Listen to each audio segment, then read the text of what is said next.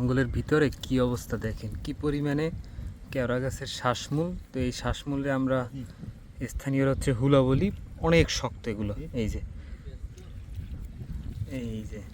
তো শ্বাসমূলের ভিতরেই মাছ ধরা হইতেছে।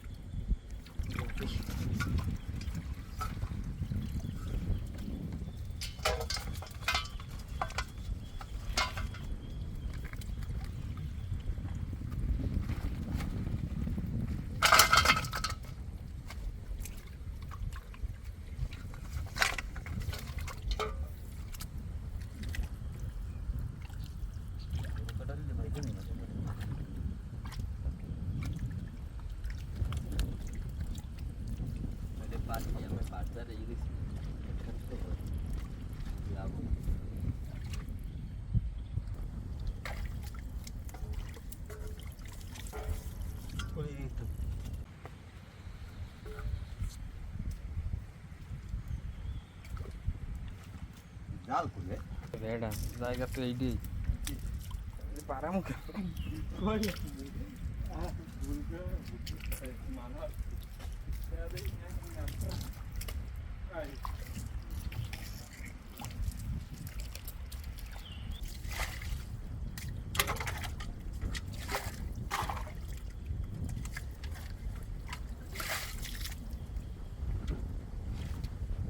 কেওড়া গাছের শ্বাসমূল, একটা শ্বাসমূল কত বড় বড়, এই যে দেখেন, এই যে কত বড় লম্বা একটা শ্বাসমূল। অর্থাৎ একটা সময় এই শ্বাসমূলগুলো মাটির নিচে ছিল, এখন এই জায়গায় ঢেউর কারণে মাটি সব সরে গেছে। আর এই হচ্ছে অবস্থা গাছের, এই যে